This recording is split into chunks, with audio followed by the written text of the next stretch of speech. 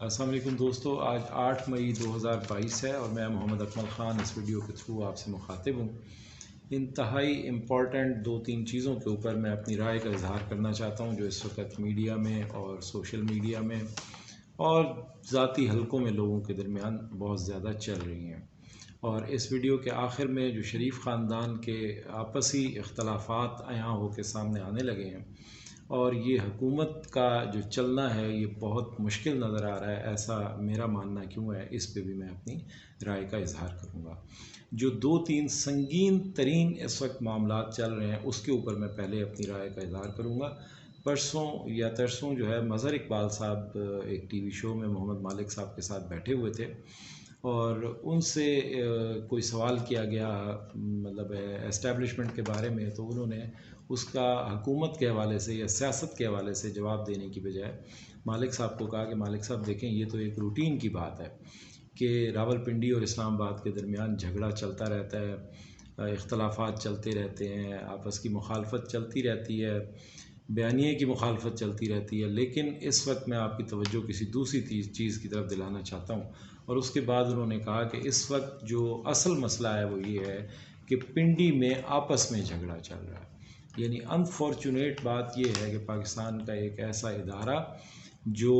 جس سے سب لوگ بہت محبت کرتے ہیں اور جو بہت ڈسپلن ادارہ سمجھا جاتا ہے، اور میں ہمیشہ لوگوں کو یہ کہتا رہا ہوں جب بھی وہ افواج پاکستان کی مخالفت کرتے ہیں تو میں ان کو کہتا ہوں کہ آپ چند جرنیلوں سے ضرور اختلاف کر سکتے ہیں، ان کی پالیسی سے، ان کی رائے سے ضرور اختلاف کر سکتے ہیں، لیکن ہمیشہ اس بات کو یاد رکھیں کہ یہ وہ واحد ادارہ ہے جس میں کسی غریب ترین آدمی کا بچہ یا ہمارا بچہ بغیر کسی سفارش کے کمیشن آفیسر بن سکتا ہے اور اور جو ہے وہ چیف آف آرمی سٹاف کے عہدے تک بھی پہنچ سکتا ہے، یعنی اعلیٰ ترین مقام وہ حاصل کر سکتا ہے بغیر کسی سفارش کے۔ تو پاکستان کے ایسے ادارے کے بارے میں اس طرح کے شکوک کہ ان کے آپسی اختلافات جو ہیں وہ پیدا ہو گئے ہیں اس رجیم چینج کے ہنگام، یہ بہت زیادہ مطلب پریشان کن ایک صورتحال ہے۔ مظہر عباس صاحب نے تو اس کی بہت دھیمے انداز میں اس بات کو کیا، لیکن مریم نواز صاحبہ کا جو فتح جنگ میں کل جلسہ تھا، جس طرح انہوں نے جنرل فیض حمید صاحب کا نام لے کے عمران خان صاحب کے انٹرویو میں کہے ہوئے چند الفاظ کو توڑ مڑوڑ کے اس کے جو حقائق ہیں ان کو ٹوسٹ کر کے جس طرح جنرل فیض حمید صاحب کو رگیدا، وہ ایک انتہائی پریشان کن بات ہے کہ وہ ظاہر ہے ایک کور کمانڈر ہیں اور پشاور کور کو اس وقت وہ کمانڈ کر رہے ہیں، اور پاکستان کی جو انٹیلیجنس ایجنسی ہے جو پورے پاکستانیوں کا فخر ہے اور پوری دنیا جس کو مانتی ہے اس کو وہ ہیڈ کر چکے ہیں، ڈی جی ISI رہ چکے ہیں، ان کو اس طرح بھرے جلسوں میں رگیدنا جو ہے یہ بڑا ناگوار ایک عمل ہے۔ لیکن اس کے اوپر ادارے کی جو خاموشی ہے وہ اس سے بھی زیادہ پریشان کن ہے کہ کیا چل رہا ہے۔ پھر نجم سیٹھی صاحب نے آج اسی معاملے کو لے کے بڑا کھلم کھلا یہ بات کر دی کہ جناب اس وقت جو ہے نا عمران خان کے مارچ سے پہلے ہی جو ہے وہ اوکاڑا اور پشاور، یعنی انہوں نے آصف غفور صاحب اور اشارہ کیا جنرل فیض حمید کی طرف کہ فوج میں ان کی جو ہے تبادلے کی طرف اس وقت سوچا جا رہا ہے کہ ان کو ٹرانسفر کر دیا جائے گا اور ایسی جگہ لگایا جائے گا جہاں سے وہ اثر انداز نہ ہو سکیں۔ یہ بڑی پریشان کن صورتحال ہے کہ ادارے کے جو معاملات ہیں، جو ایک ویری ڈسپلنڈ ادارہ ہے پاکستان کا، اور پاکستانی بغیر کسی رائے کے اختلاف کے اس ادارے سے محبت کرتے ہیں، پاک افواج سے محبت کرتے ہیں، اس ادارے کے اختلافات اگر ہیں تو نہیں ہونے چاہیے، اور اگر نہیں ہے تو جس طریقے سے یہ اچھالے جا رہے ہیں ان کو کاؤنٹر کرنے کی ضرورت ہے اس وقت، جو کہ کہیں سے بھی کاؤنٹر ہوتے ہوئے نظر نہیں آ رہے۔ یہ تو مطلب ہے ایک بات تھی۔ دوسرا یہ ہے کہ آٹے کے بحران کو لے کے بہت زیادہ اس وقت ایک سنگین ہیجان برپا کرنے کی کوشش کی جا رہی ہے۔ ہر طرف سے یہ آواز آ رہی ہے کہ جناب گندم کا بحران پیدا ہو جائے گا اور لوگ آٹا خرید لیں، سال بھر کی گندم پہلے سے خرید لیں ورنہ پتہ نہیں کیا ہو جائے گا۔ میری رائے اس میں یہ ہے کہ اگر اس طرح کی گفتگو پھیلائی جائے گی اور اس کو کاؤنٹر نیریٹو نہیں دیا جائے گا، اور حکومت اس وقت پوری طرح نااہل حکومت ہے جس طرح وہ 13 جماعتوں کو جوڑ کے بنائی گئی ہے، اس حکومت میں یہ اہلیت ہی نہیں ہے کہ وہ عوام کے کسی مسئلے کو حل کر سکے یا عوام کے اندر اس کے کسی بیانیے کی پذیرائی ہو سکے، کیونکہ عوام بالکل دوسری طرف کھڑی ہوئی ہے، عوام کی میجورٹی عمران خان صاحب کے ساتھ کھڑی ہوئی ہے۔ تو اس وقت صورتحال یہ ہے کہ اگر یہ اس طرح کی ہیجانی کیفیت بنا دی جاتی ہے اس پروپیگنڈا کے زیر اثر، تو آپ مجھے بتائیے اگر سب لوگ جن کے پاس پیسے ہیں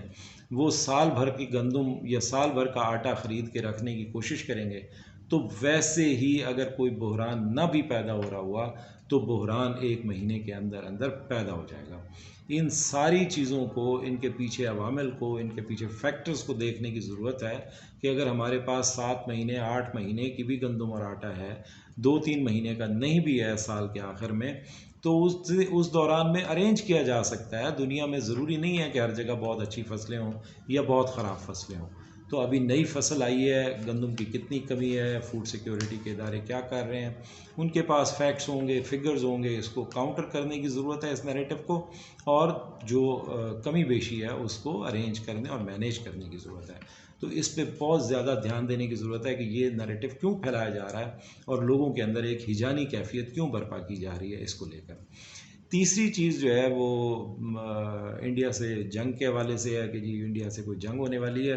اس پہ میں کسی الگ ویڈیو میں بیان کروں گا، لیکن میں ذاتی طور پہ یہ سمجھتا ہوں کہ ایک کھلی جنگ یعنی ایک انٹرنیشنل بارڈر کو کراس کرنے کی حماقت جو ہے 2 نیوکلیائی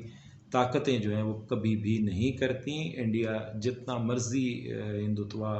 سپرمیسی کا شکار پاگل پن کی حد تک بھی ہو، تو انہیں یہ ضرور پتہ ہے کہ پاکستان بھی ایک نیوکلیئر پاور ہے۔ میرے ذاتی اندازے میں کوئی انٹرنیشنل بارڈر کو کراس کرنے کی جرات نہیں کرے گا۔ باقی چھوٹی موٹی جھڑپیں اگر کوئی ایل او سی پر ہو جاتی ہیں تو ان کو میں نہیں سمجھتا کہ اس کو جنگ کہنا چاہیے اور اس پہ ہیجانی کیفیت برپا کرنے کی کوشش کی جانی چاہیے۔ جو سب سے آخری بات ہے وہ شریف خاندان کے اندر شدید اختلافات کی خبریں آنا شروع ہو گئی ہیں، کیونکہ نواز شریف صاحب جو ہیں وہ شروع میں چاہے بہت ساری گارنٹیز کے اوپر مان گئے اس رجیم کو چینج کرنے کے لیے، لیکن اب انہیں یہ نظر آنا شروع ہو گیا ہے کہ جیسے عمران خان صاحب حکومت سے باہر آئے ہیں اور جس طرح ان کے بیانیے کو مقبولیت ملی ہے اور کسی طرف سے بھی ان کو کاؤنٹر نہیں کیا جا سکتا، اور جو قانونی پہلو ہیں وہ بھی سامنے ہیں کہ وہ بھی کسی طرح مینیجبل نہیں نظر آ رہے۔ گورنر پنجاب ابھی تک عمر سرفراز چیمہ بیٹھے ہوئے ہیں، صدر عارف علوی صاحب کو سیٹ سے ہٹانے کی کوئی صورت نظر نہیں آتی کہ وہ کہیں جا سکتے ہیں، وہ اپنی جگہ قائم ہیں، اور حکومت جو ہے وہ محض 1 ووٹ کی اکثریت کے ساتھ جو ہے وفاقی حکومت قائم ہے، اور حمزہ شہباز شریف صاحب والی جو حکومت ہے پنجاب میں وہ تو بالخصوص ظاہر ہے ایک غیر آئینی اکثریتی حکومت ہے جو پی ٹی آئی کے منحرف اراکین سے مل کے بنی ہوئی ہے۔ ان کا فیصلہ جو ہے وہ منگل کو آرگومنٹس کمپلیٹ ہو جائیں گے، جو الیکشن کمیشن ہے اس کو فیصلہ دینا پڑے گا، ان کو نااہل کرنا پڑے گا، اور اس وقت تک اگر گورنر سرفراز چیمہ برقرار رہتے ہیں تو انہوں نے محض حمزہ شہباز کو اعتماد کا ووٹ لینے کا کہنا ہے اور وہ حکومت گر جانی ہے۔ تو اگر پنجاب کی حکومت گر جاتی ہے تو ظاہر ہے وفاق کے پلے کچھ بھی نہیں ہے، کیونکہ وفاقی حکومت 18ویں ترمیم کے بعد جو ہے اس کے پاس کوئی لمبے چوڑے اختیارات صوبوں میں مداخلت کے نہیں ہیں، نہ فنڈز ہوتے ہیں، بلکہ وہ ڈیفیسٹ میں چل رہی ہوتی ہے، قرضے اس نے مینیج کرنے ہیں، ڈالر کے ریٹس کو اس نے دیکھنا ہے، ملک کی استحکام کو اس نے دیکھنا ہے، فوڈ سیکیورٹی کے معاملات کو اس نے دیکھنا ہے، گندم اور آٹے کے ریٹس کو اس نے دیکھنا ہے، سارے انٹرنیشنل انگیجمنٹس اس نے کرنی ہے، کوئی جنگ لگ جاتی ہے تو اس نے کرنا ہے، کوئی خدا نخواستہ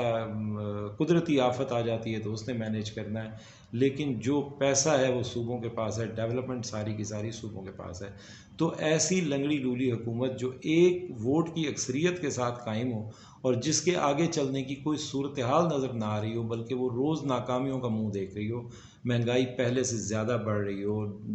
ڈالر کا ریٹ پہلے سے زیادہ بڑھ رہا ہو، اسٹاک مارکیٹ جو ہے وہ بالکل ان ایون ہو، انسیکیور لوگ فیل کر رہے ہوں، تو ایسی ساری صورتحال میں کسی حکومت کو چلانا جو ہے عارضی طور پہ وہ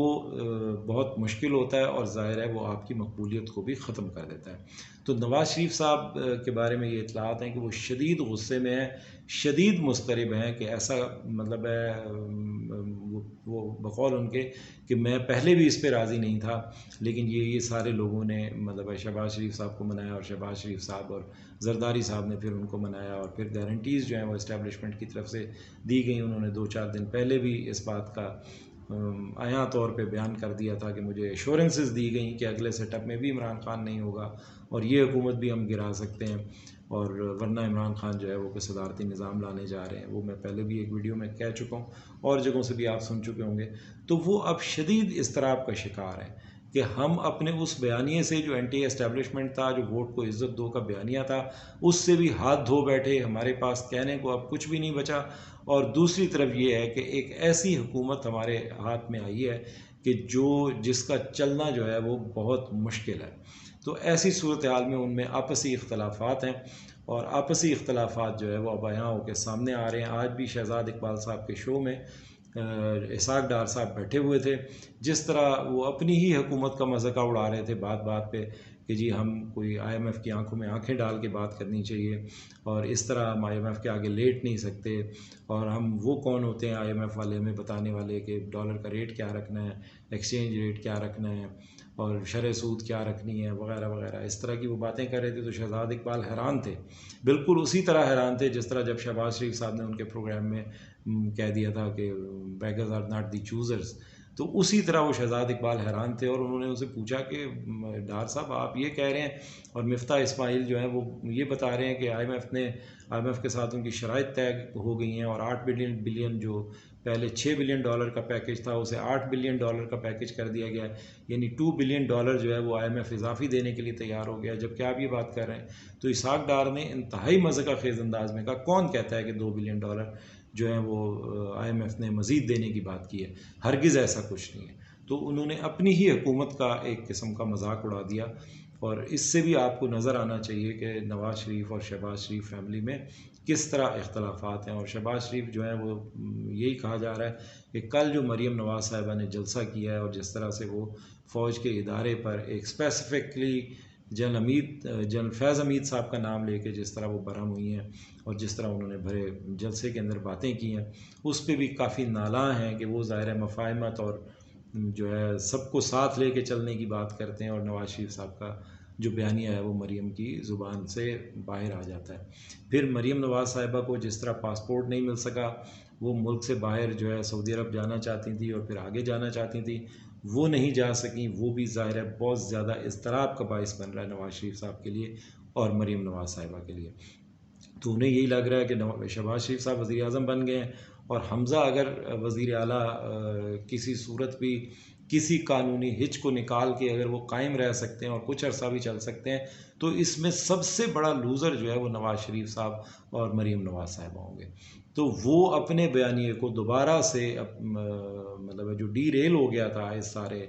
رجیم چینج کے پروسیس میں، اس کو دوبارہ پٹڑی پہ لا رہے ہیں، اور مریم نواز صاحبہ کی کل کی تقریر جو ہے وہ اس کی گواہ ہے۔ ابھی وہ صرف عمران خان صاحب کی طرف ان کا توپوں کا رخ ہے، اور اسی طرف جو ہے وہ انہوں نے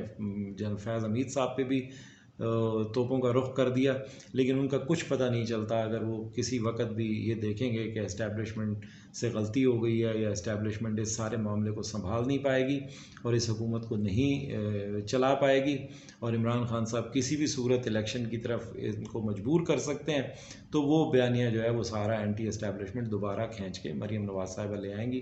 تو یہ ساری اس وقت کی صورتحال ہے جس میں شدید اختلافات جو ہیں وہ نظر آ رہے ہیں۔ تو ان ساری چیزوں کو دیکھتے ہوئے یہ واضح ہوتا جا رہا ہے کہ ہر گزرتے ہوئے دن کے ساتھ ہم الیکشن کی طرف جا رہے ہیں، کیونکہ فتح جنگ میں مریم نواز صاحبہ کا جلسہ، آج شہباز شریف صاحب کا جو شانگلہ میں ہونے والا KPK میں ہونے والا جو جلسہ ہے وہ، اور عمران خان صاحب تو ظاہر ہے پہلے ہی الیکشن موڈ پہ جا چکے ہیں۔ زرداری صاحب اپنی جگہ خاموش ہیں، ان کو پتہ ہے کہ ان کے وارے نیارے ہیں، وزارتیں بھی مل گئی ہیں، انہیں اسپیکرشپ بھی مل گئی ہے، اور انہیں کوئی اس بات سے فرق نہیں پڑتا، سندھ میں وہ اندرون سندھ کی پارٹی رہ گئی ہے،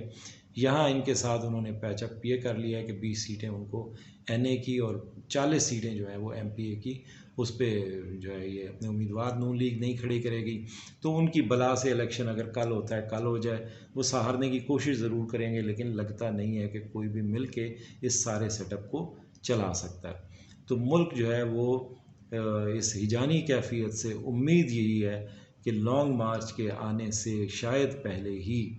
اتنا دباؤ جو ہے وہ کریٹ ہو رہا ہے اداروں کے اوپر بھی، اسٹیبلشمنٹ کے اوپر بھی، کیونکہ ہر سوچنے والا جو ہے وہ سوال پوچھ رہا ہے، تو ملک جو ہے وہ الیکشن کی طرف باہر طور جاتا ہوا نظر آ رہا ہے۔ اپنا بہت خیال رکھیے گا، تھینک یو ویری مچ۔